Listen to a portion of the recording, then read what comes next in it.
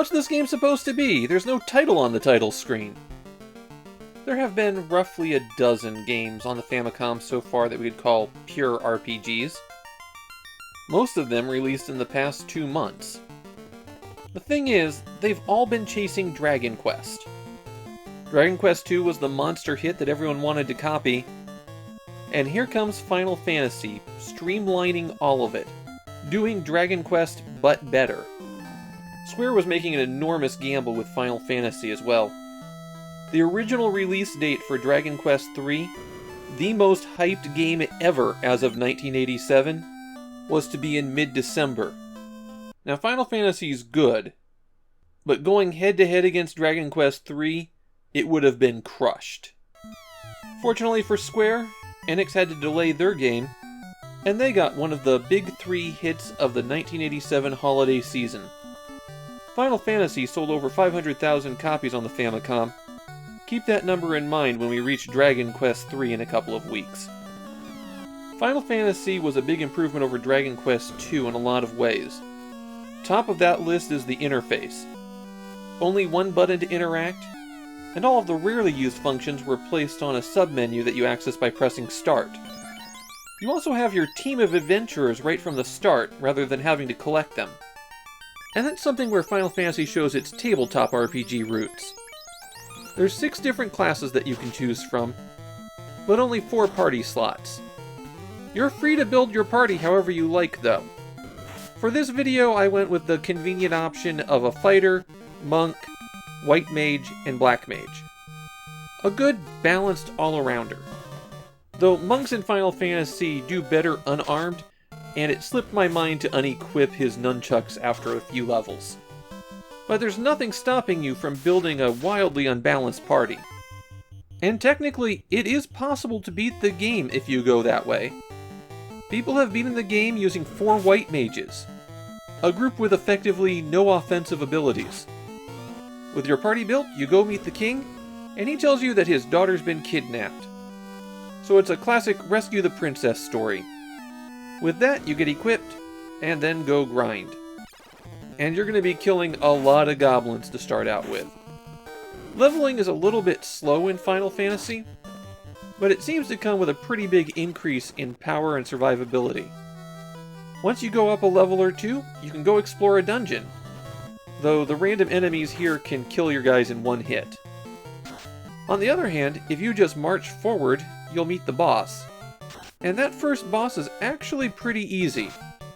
With the boss defeated, the princess is right there. Well, that was a quick game, wasn't it? Talking to her takes you back to the castle, where the king gives you the real quest. You have to go collect 4 magic crystals that will banish all the monsters from the land. And collecting all those crystals will prove that your party is the legendary Warriors of Light.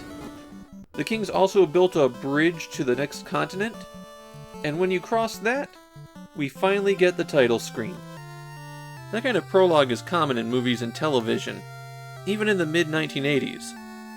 But in a video game? It's effectively unheard of. We had a small little story that could have been an RPG all of its own, and then the real game starts. It's ingenious the way that they applied those storytelling techniques here. Across the bridge, the monsters are even tougher, of course. But if you can survive the whole way to the next town, there's another surprise for you. The town is being infested by pirates. But all you have to do is beat up this one group, who actually aren't that strong, and then you get their ship, and you can sail around the whole world. In Dragon Quest I, getting a bridge built to that final dungeon was one of the big tasks, and in Dragon Quest II, getting a ship so you could sail around freely was another huge milestone. In Final Fantasy, that's your first and second town. And that's as far as I got in my playing. For a game this important, I dedicated a bit more time than I usually do, but building up your characters enough that they can survive does take a while. The combat system isn't very different from what we've already been seeing in Famicom games.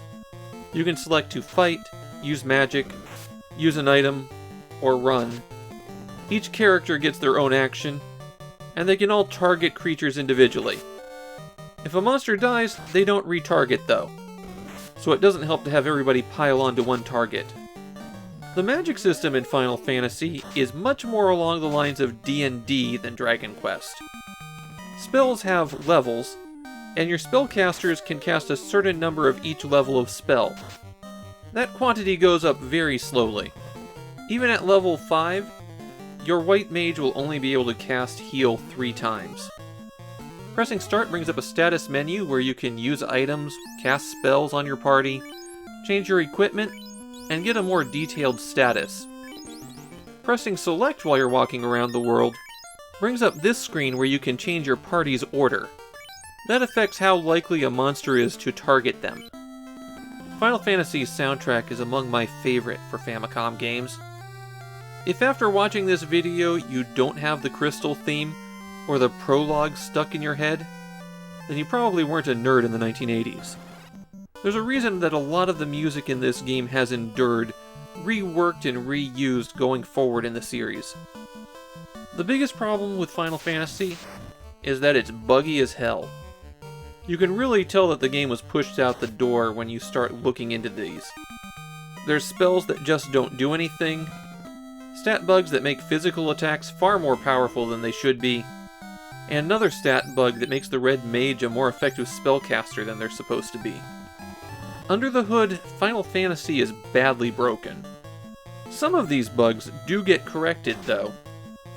In 1994, Final Fantasy I is re-released on the Famicom as a compilation with Final Fantasy II. Which means I'll have to talk about this game one more time at the very end of this project. Final Fantasy would be followed by a few sequels. It's the biggest Japanese RPG series outside of Japan, and it's a pretty narrow second to Dragon Quest inside Japan. And Final Fantasy I itself has been remade many times. In fact, at the time that I'm recording this, another remake was just released about a week ago.